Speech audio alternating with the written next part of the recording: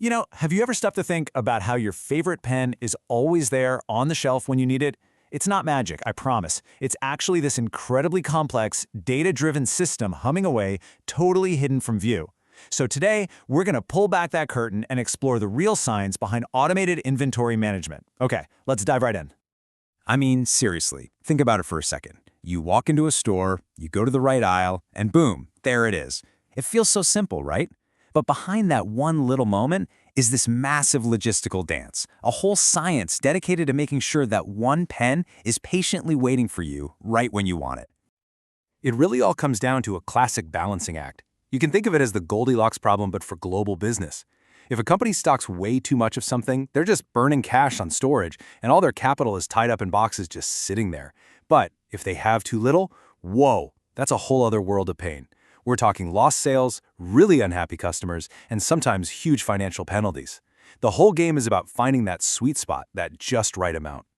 So to see how the pros really tackle this, we're going to look at a real-world case study.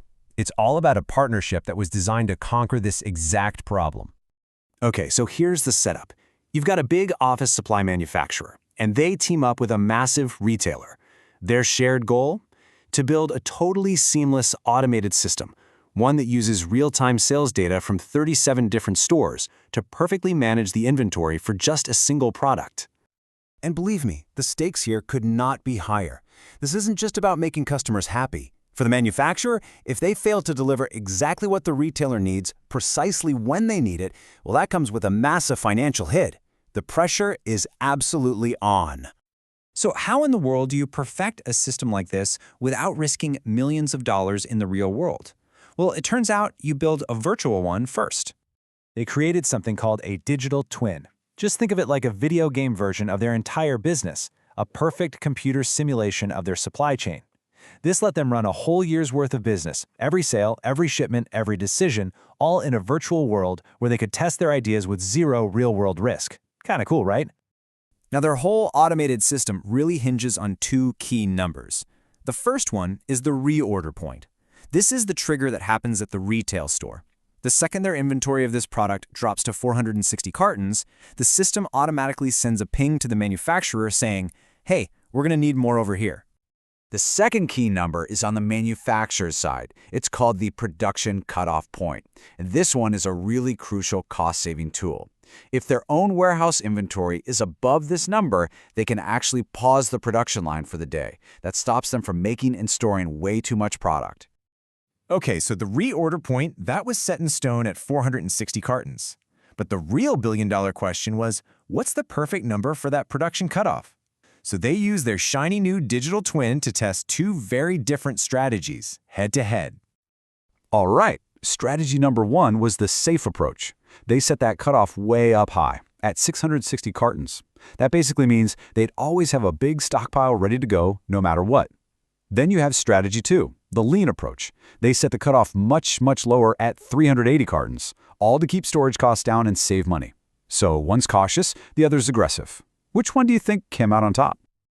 After running the full year-long simulation for both of these strategies, it was time for the moment of truth. Time to let the data tell them who the real winner was. Okay, check this out. This is a visual proof of what we're talking about. The graph on the left, that's the safe strategy. See how that inventory line is just hanging out way up high, consistently full. Now glance over to the right. That's the lean strategy, and well, just like they wanted, the inventory is way, way lower. It's doing exactly what it was designed to do. So on the surface, this looks like a slam dunk for the lean approach, doesn't it? So yeah, the lean strategy worked. I mean, it kept inventory down, which means costs were down. It looks like the obvious champion. But as that simulation was about to show them, there was a critical, hidden flaw hiding in this approach. And here's where it all falls apart. That flaw, it's all captured in this one single, brutal number, 47%. Just let that sink in for a moment. 47%. That was the percentage of shipments under the lean strategy that were incomplete. That means almost half the time, that the retailer placed an order, the manufacturer just didn't have enough product on hand to fill it. That's a catastrophic failure. And this right here, just illustrates the difference so perfectly. This table shows the stark reality. With the safe strategy, how many incomplete shipments were there across the whole simulated year? 0. a perfect record. With the lean strategy, an average of almost 69 failed shipments. I mean, the data could not possibly be any clearer. So, at the end of the day, the simulation gave them this definitive, undeniable answer. It let the company make a super confident, data-backed decision that would pretty much shape their entire operation going forward. So the choice was obvious. Management went with the safe strategy. The simulation proved beyond a shadow of a doubt that the risk of failing the customer and getting hit with those crushing financial penalties far outweighed any savings they'd get from holding less inventory. At the end of the day, customer satisfaction was king. And this right here, this is the real power of building a smart, automated system like this one. It's a huge shift from just guessing to actually knowing. It's about creating a true win-win situation. The retailer never misses a sale, the manufacturer avoids those nasty penalties, and together they build a supply chain so reliable, so predictable, that for you and me, the customer, the whole thing just becomes completely invisible. It just works. And that kind of leaves you with one final thought, doesn't it? This entire super complex system was perfected in a virtual world before it ever touched a real product. It really makes you wonder, what other parts of our world, from the timing of traffic lights to airline schedules to power grids, are secretly being optimized by a digital twin, all working behind the scenes to make our lives run just a little bit more smoothly?